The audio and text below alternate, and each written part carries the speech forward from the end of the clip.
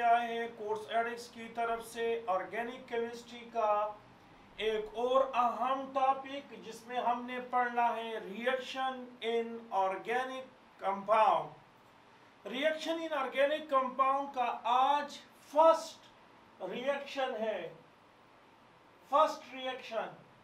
So reaction in alkane.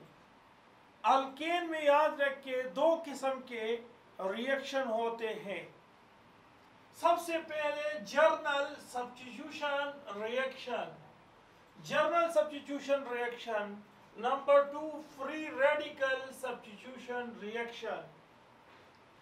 Journal substitution reaction हमारे पास यूं होता है कि ये इलेक्ट्रोफिलिक सब्स्टिट्यूशन रिएक्शन भी है और न्यूक्लियोफिलिक सब्स्टिट्यूशन रिएक्शन भी है।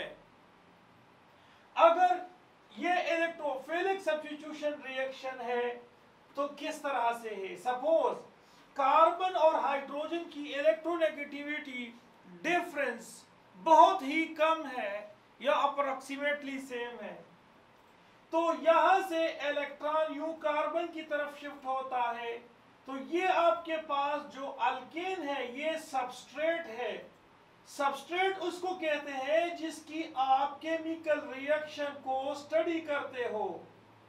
ये रिएक्टेंट का पार्ट्स है सबस्ट्रेट जिसकी आप केमिकल रिएक्शन को स्टडी करते हो। दूसरा रिएजेंट, रिएजेंट जो होता है ये अटैकर होता है, इसकी आप केमिकल रिएक्शन को स्टडी करते हो, और जो दूसरा इसके साथ होता है वो रिएजेंट। यानी हम केमिकल रिएक्शन अल्केन की स्टडी करते हैं तो अल्केन हमारा सबस्ट्रेट है और जो इसके साथ रिएक्शन करता है वो हमारा रिएजेंट कहलाता है। तो रिएक्शन कौन करता है? हैलोजन करता है, क्लोरीन। तो अब देखिए इस सबस्ट्रेट से निकलता क्या है? इस सबस्ट्रेट से निकलता है हाइड्रोजन पॉजिटिव यानी इलेक्ट्रोफाइल निकलता है।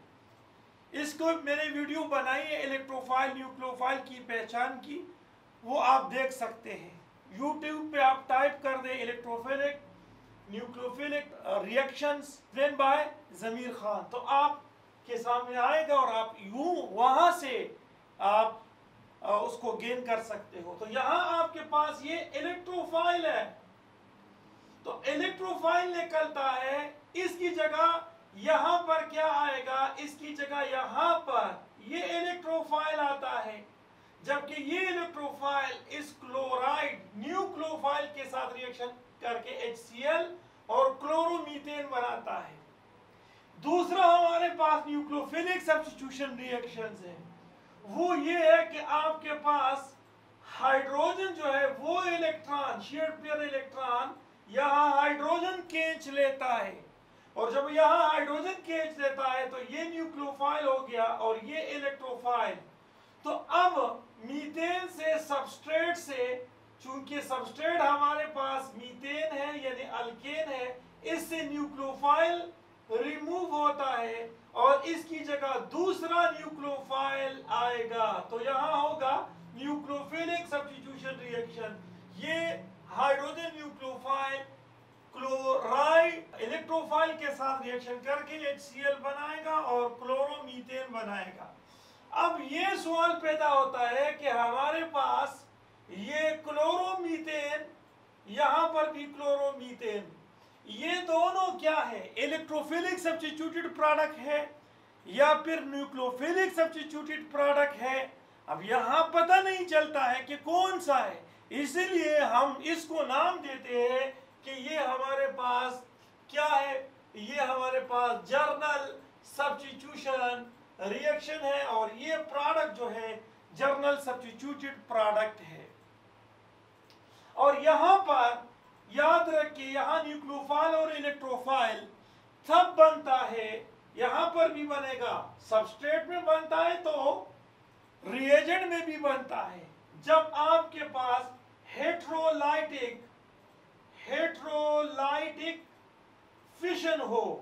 जब आपके पास हेट्रोलाइटिक फिशन हो, अगर हेट्रोलाइटिक फिशन हो तो सबस्ट्रेट के साथ साथ रिएजेंट में भी या रिएजेंट के साथ साथ सबस्ट्रेट में भी क्या होता है, इलेक्ट्रोफाइल और न्यूक्लियोफाइल बन जाते हैं, यानी पॉजिटिव चार्ज स्पीशीज और नेगेटिव चार्ज स्पीशीज बनते हैं। अब सबस्ट्रेट से अगर पॉजिटिव जाता है, इलेक्ट्रोफाइल जाएगा तो इलेक्ट्रोफाइल ही आएगा।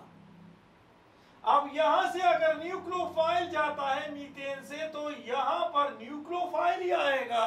तो इसको कहते हैं इलेक्ट्रोफिलिक सब्स्टिट्यूशन रिएक्शन और इसको न्यूक्लियोफिलिक। लेकिन इन दोनों को हम कहते हैं जर्नल सब्स्टिट्यूशन रिएक्शन, क्योंकि ये जो प्रोडक्ट बनता है इससे ये पता नहीं चलता है कि ये इलेक्ट्रोफिलिक सब्स्टिट्यूटेड प्रोडक्ट है या फिर ये न्यूक्लियोफिलिक सब्स्टिट्यूटेड प्रोडक्ट है।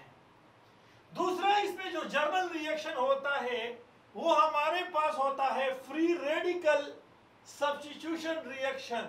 तो अल्केन में 90% हमारे पास ये फ्री रेडिकल सब्स्टिट्यूशन रिएक्शन होते हैं, ज्यादातर फ्री रेडिकल सब्स्टिट्यूशन रिएक्शन। अब फ्री रेडिकल सब्स्टिट्यूशन रिएक्शन कब होते हैं, जब आपके पास टेम्परेचर हाई हो और सनलाइट मौजूद हो, यहाँ पर ऑक्साइड मौजूद हो, तो इसकी मौजूदगी में यानी हाइड्रोजन पर ऑक्साइड हो, इसकी मौजूदगी में आपके पास क्या होता है, फ्री रेडिकल सब्स्टिट्यूशन रिएक्शन होता है। इसमें सबसे पहले क्या होता है, इनिशिएशन स्टेप। इसमें होमोलाइटिक फिशन होता है, ये याद रखिए, होमोलाइटिक फिशन। अब होमोलाइटिक फिशन किसको कहते हैं, the breaking of bond between two atom as such each bonded atom gain its own electron, अपना ही इलेक्ट्रॉन गेन कर ले। तो इसके नतीजे पे हाई ये एंडोथर्मिक होता है ये प्रोसेस। तो ये आपके पास फ्री रेडिकल बन जाता है, क्लोरीन फ्री रेडिकल बन जाता है। दूसरा प्रोपेगेशन स्टेप। प्रोपेगेशन स्टेप जो है ये याद रखिए, इसमें बहुत सारे फ्री रेडिकल्स बनते जाते हैं, प्रोपेगेट कर जाते हैं। तो अब देखिए, ये आपके पास मीथेन है तो इसमें होमोलाइटिक फिशन, इसका अपना इलेक्ट्रॉन इसके पास और इसका अपना इलेक्ट्रॉन इसके पास। तो होगा क्या, ये आपके पास क्लोरीन फ्री रेडिकल, अब यहां पर दो फ्री रेडिकल है, एक हाइड्रोजन फ्री रेडिकल बनता है, दूसरा कार्बन फ्री रेडिकल जो मिथाइल फ्री रेडिकल है। लेकिन chlorine free radical more reactive होता है किसके साथ, हाइड्रोजन फ्री रेडिकल के साथ, इसीलिए यहां पर HCl बनेगा और आपके पास मिथाइल फ्री रेडिकल बनता है। और मिथाइल फ्री रेडिकल के साथ दूसरा क्लोरीन मॉलिक्यूल्स यहां पर फ्री रेडिकल बनाता है, होमोलाइटिक फिशन की वजह से यहां पर नेगेटिव फ्री रेडिकल, यहां पर फ्री रेडिकल, ये इसके साथ मिलके ये अमल एक्सोथर्मिक होता है और यहां आपके पास एक क्लोरीन फ्री रेडिकल बन जाता है। अब ये क्लोरीन फ्री रेडिकल जब बनता है तो ये फर्दर रिएक्शन करता है मिथाइल फ्री रेडिकल के साथ और इस तरह से ये सिलसिला जारी और सारी होता है। टर्मिनेशन स्टेप, और ये याद रखिए ये वाला जो स्टेप होता है ये एक्सोथर्मिक होता है। लेकिन एक्सोथर्मिक किसके लिए होता है, याद रखिए ये एक्सोथर्मिक होता है क्लोरीन, फ्लोरीन, क्लोरीन, ब्रोमीन के लिए, लेकिन आयोडीन के लिए ये एंडोथर्मिक होता है। प्रोपेगेशन स्टेप ये याद रखिए आयोडीन के लिए एंडोथर्मिक होता है, क्योंकि ये याद रखिए हमारे पास इसकी जो रिएक्टिविटी है फ्लोरीन की हेलोजिनेशन ज्यादा है क्लोरीन से, क्लोरीन की ज्यादा है ब्रोमीन से, ब्रोमीन की ज्यादा है आयोडीन से। अब ये याद रखिए यहां नहीं देखना है ये कि इसकी जो एंथैल्पी है ये कम होती है, ये मोर रिएक्टिव है। ये टू स्टेप पे डिपेंड करता है, एक ये स्टेप होता है जिसमें एंडोथर्मिक होता है, दूसरा स्टेप प्रोपेगेशन का होता है जो कि हमारे पास एक्सोथर्मिक होता है, लेकिन एक्सोथर्मिक किसके लिए होता है? इन तीनों के लिए एक्सोथर्मिक है और इनके लिए एंडोथर्मिक है। तो अगर आप एंथैल्पी के बेस पे देखते हो तो एंथैल्पी के बेस पे सबसे पहले आयोडीन है, फिर उसके बाद ब्रोमीन है, फिर उसके बाद फ्लोरीन है और फिर उसके बाद आपके पास क्लोरीन है। अब देखिए यहाँ पर बॉन्ड लेंथ कम है, लेकिन यहाँ पर 7 इलेक्ट्रॉन है, यहाँ 7 इलेक्ट्रॉन है, तो इलेक्ट्रॉन का ये साइज छोटा है, तो इलेक्ट्रॉन इलेक्ट्रॉन का रिपल्शन होता है, इसलिए बॉन्ड एंथैल्पी इसकी कम। तो अगर बॉन्ड एंथैल्पी की हम बात कर ले तो बॉन्ड एंथैल्पी इसकी कम होती है, फिर इसकी, फिर इसकी और फिर इसकी। लेकिन ये रिएक्शन डिपेंड करता है इनिशिएशन स्टेप और प्रोपिगेशन स्टेप, इसलिए इन दोनों के नेट से ये मालूम होता है कि हमारे पास फ्लोरीन की फ्लोरिनेशन, क्लोरीन की क्लोरिनेशन, ब्रोमीन की ब्रोमिनेशन, ये इस सीक्वेंस में ज्यादा होता है और आखिर में आयोडीन का होता है। और टर्मिनेशन स्टेप में ये याद रखिए कि टर्मिनेशन स्टेप में फ्री रेडिकल आपस में कंबाइन होते हैं और ये देखिए ये मॉलिक्यूल इस तरह से मीथेन, इस तरह से क्लोरोमीथेन ये बनाता है। अब एक चीज जरूरी है जो कि मैं आपको बताने वाला हूं और वो ये है कि अगर आपके पास मीथेन, अगर मीथेन एक्सिस में है और क्लोरीन लिमिटेड है तो फिर याद रखिए यहां से बनेगा CH3Cl और HCl बनेगा, क्लोरो मीथेन बनता है। लेकिन अगर आपके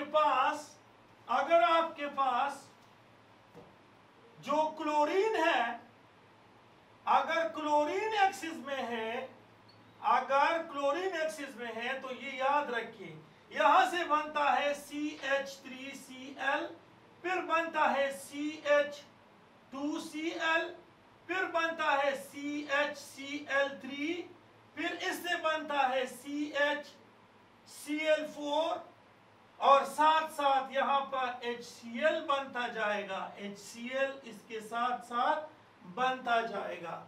तो अगर ये एक्सिस में हो तो ये क्लोरो टेट्राक्लोरोमीथेन या मिथाइल टेट्राक्लोराइड बन जाता है।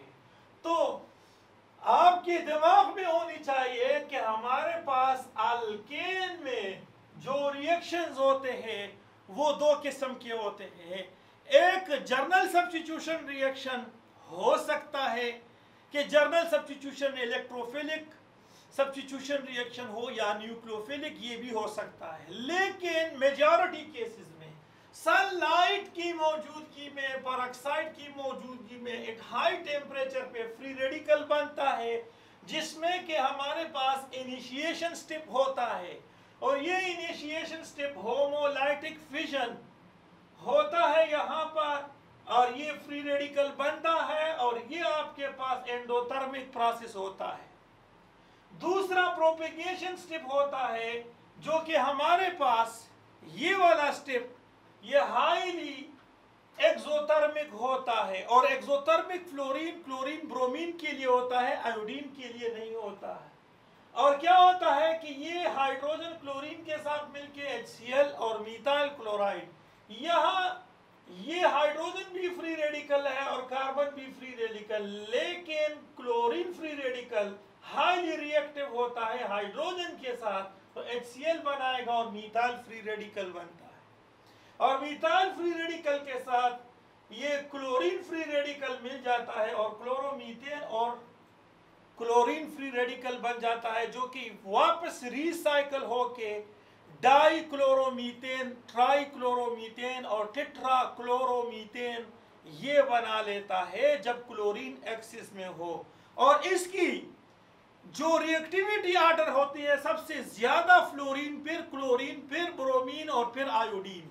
यहाँ पर एंथैल्पी को आपने बॉन्ड एंथैल्पी को अगर देखना है, एंथैल्पी कम है फिर जो है ब्रोमीन है तो आयोडीन मोर रिएक्टिव है, लेकिन नहीं, हमारे पास क्लोरीन फ्लोरीन, क्लोरीन, ब्रोमीन, क्योंकि ये रिएक्शन 2 स्टेप्स पे डिपेंड करता है, ये हाईली एंडोथर्मिक और ये हाईली एक्सोथर्मिक होता है, इसलिए आयोडीन के दोनों स्टेप्स जो है वो एंडोथर्मिक होते हैं, जिसमें कि हमने बाहर से सराउंडिंग से एनर्जी देनी पड़ती है, इसीलिए वो रिएक्शन जो है वो स्लो होता है।